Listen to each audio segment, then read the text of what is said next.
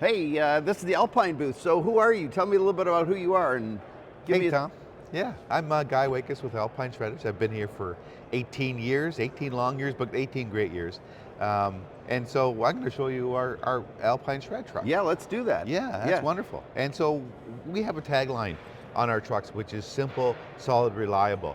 From day one when the company was started in 2004, we tried to make sure that it was a very durable, robust piece of equipment, but it was simple. Simple to fix, simple to repair, and that becomes very reliable. So we found that that's been a good success with us. And in fact, there hasn't been a lot of major changes in the last 20 years because we got it right the first time. Right. And so what's good is that we're refining the process.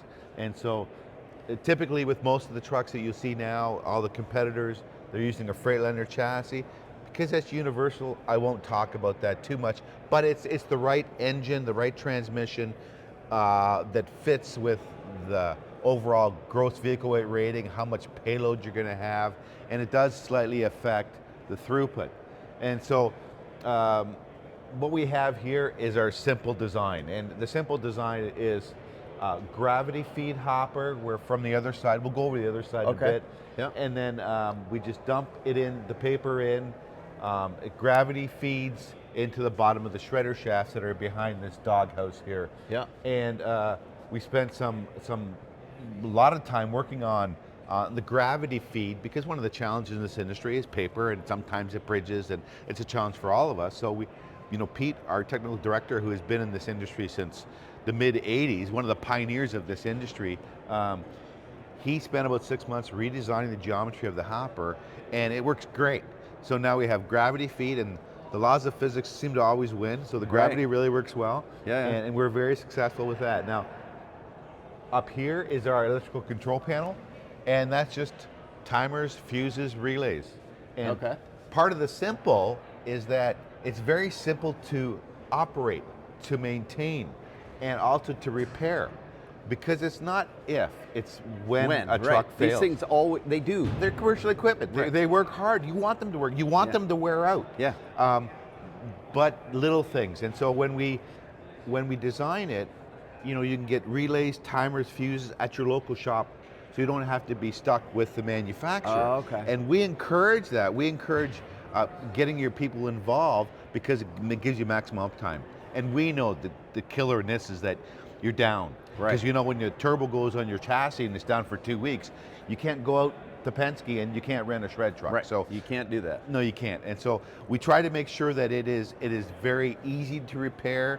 If there's a big problem, that's a different story, but most of the little things that happen, you can get locally. And so then we have standard hydraulic system with 2 PTOs that drive 2 stacked pumps, and each of the pumps drive the electric or the hydraulic horsepower, let's say, to the shredder. And the shredder has twin planetary gears, a gear for each shaft, high torque, lower speed. We can increase the speed, and that gives us a higher throughput. Okay. So not rocket science here, but it really, really works. And we encourage knowledge for all the operators. So here's your daily maintenance. Pretty simple. That's simple, solid, reliable. Here's your weekly maintenance. And so typically any driver, I don't want to say driver, that's any operator can basically do this stuff. And we show them the hydraulics of so they can understand it. And so they can do some self-diagnostic. Now, we're not telling you to be a mechanic, but if you're half decent, you can do a lot of this stuff yourself and save time, which is money. Got it. Some of the little things that we do. The founding fathers have been building truck bodies for probably 70, 80 years. And so we do extra things like putting a plate behind this rather than just a round washer. Because this is fiberglass reinforced plywood, and if you don't use a plate, it'll spider crack. And then if moisture gets in it, then it can rot. So you got to do it right. And this is just an extra step that we do. Also, if you look at the spacing of the Hucktainer bolts, which are like rivets, but they're designed specifically for the fiberglass reinforced plywood, they're tight bolt pattern. So extremely strong. Yeah, we've got guys that have trucks from 2005, 2006 that have on their third chassis. Chassis wears out and the body doesn't, right? Or their place shredder, Okay, yeah, that yeah. sort of thing. Yeah. So that's, we have a good legacy of quality and durability, Right. right? And this is where it's uniform. It's a Keith walking floor. The people at Keith are great. Yep. Everyone uses a Keith walking floor. It's very Because they just efficient. work. They just work. They just work. Why would you reinvent the Right. wheel? Right. And so it's easy access. So one of the things that we're a little bit different, we've always had our trucks lower. So we lowered the shredder down a little bit so we can still tip fine, and then the overall height is lower. And so, why go lower? What's the point of going lower? So there's a couple of things, probably three major things. The first is if you're in an infrastructure with lower bridges, Philadelphia, New York, Manhattan, the Holland Tunnel, they have a height limit.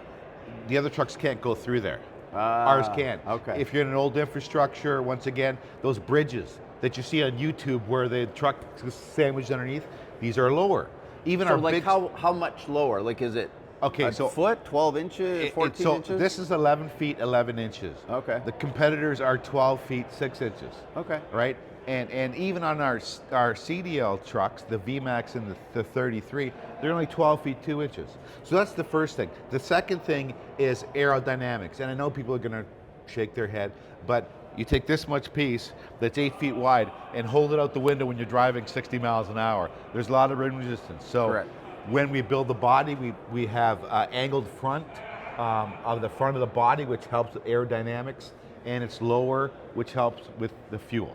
Okay. And so then the third thing is that when the truck is lower, it gives you a lower center of gravity and it gives you better handling.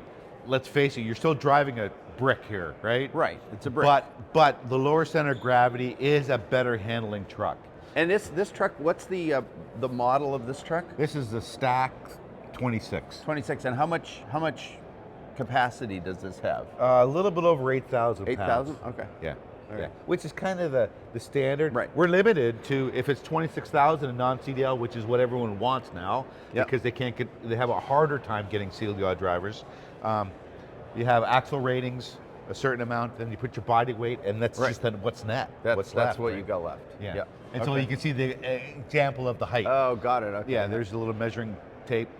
Okay. Yeah. And so then, once again, in that simple, solid, reliable that we have, is to ensure that the controls are simple too. So we're using standard on-off switches. Okay. Okay. And then we use a joystick for the lifter, because this is a 4-position joystick and go up and down. And it's a 2-hand required. OSHA says when you have any lifting device, you can't have your hands access to the lifting because you can break your hands. So they want everyone to have 2 hands. Same as when you got a big 10-ton press. Right, right. They always have Right. 2 hands. You gotta on it. have 2 hands, yeah. And that's the same sort of thing we do here. So in that case, we're probably the safest truck for the operator. I'm not going to say there's ever been a problem before, but here you eliminate it. Got You it. can't- Okay. Unless he wants to be stupid and stick his foot under there or something like that. Right. But, and so then, other than that, this is not rocket science, Yeah. but it's very durable. These switches, on-off switches, you can buy at local shops. You Okay. can buy the contacts on the inside. There's a parallel ignition here, so you can take your keys out of the cab, lock the doors, use the same key here, which everyone has now. It's a great feature. Right.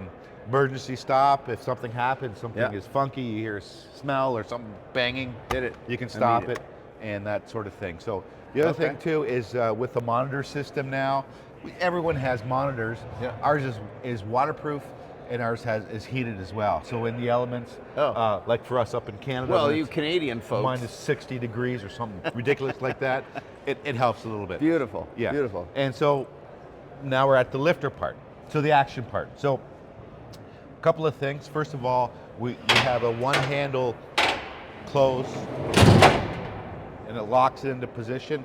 We're still working on this. You know, we wanted to make it easier for the operator, and then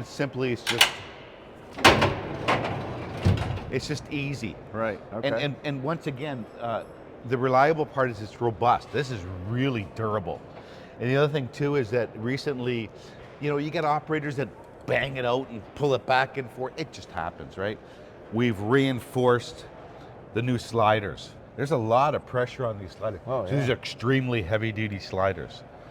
Not that the other ones were that bad, but they're a little bit sloppy and loose. And so, like I said, we work on constant improvement. And they may be little things, but we're always working better. Like, we're not gonna change just for the sake of change. We're gonna change for a positive growth. Right. So the lifter is a pinch lift, arms grab it.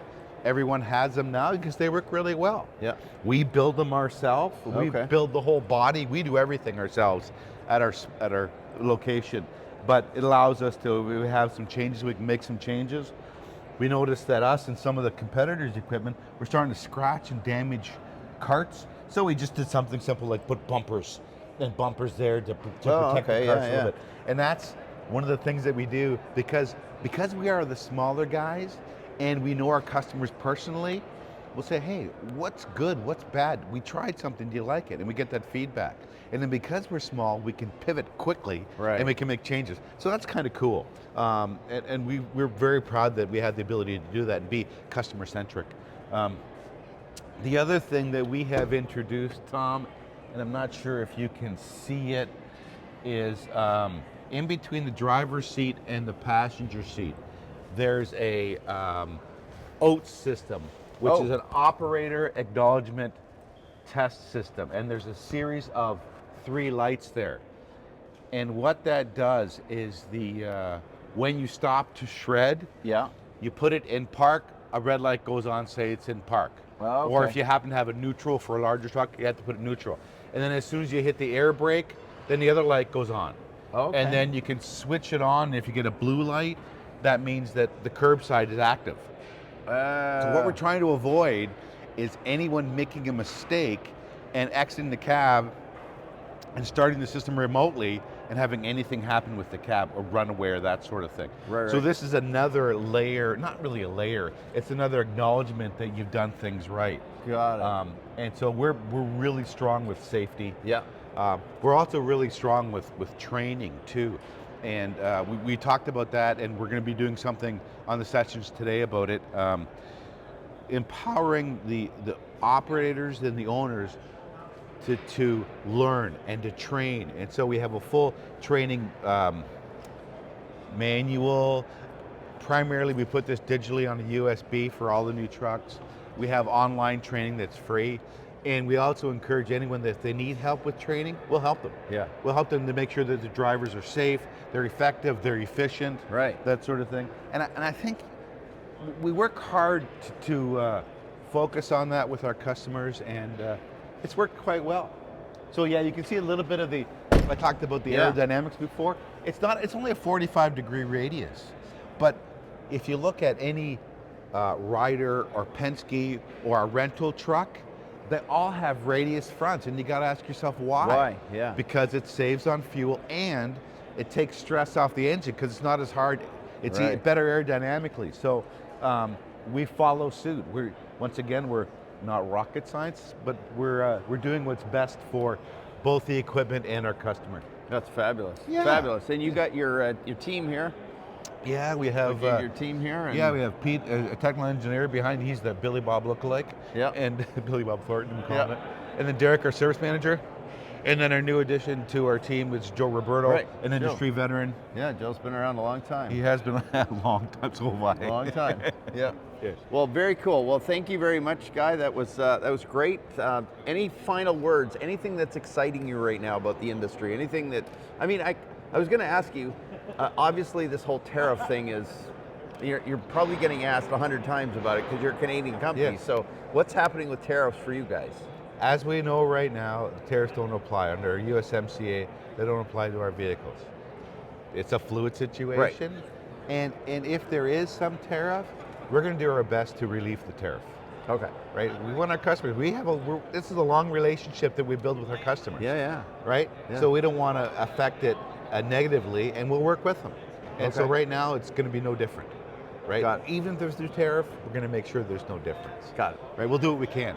And other than that, the only real difference in this industry is that it seems to be some mergers and acquisitions, which is actually good for us because then mom and pops are getting back in the industry. Yeah. Right? So it's a double-edged sword. Right. Right? Right. And for us, we focus on the smaller entrepreneur, and they appreciate that, so it's creating vacuums. And so other than that, I mean, I think there are other things that are happening, but that reflect us. So we're seeing an increase, an uptick in activity, and they're not the big guys, it's mom and pop that all of a sudden some big company came in and the service isn't there, and they can give better service, as we all can, being more nimble in smaller companies, and then they'll add their second or third truck. So, Got it.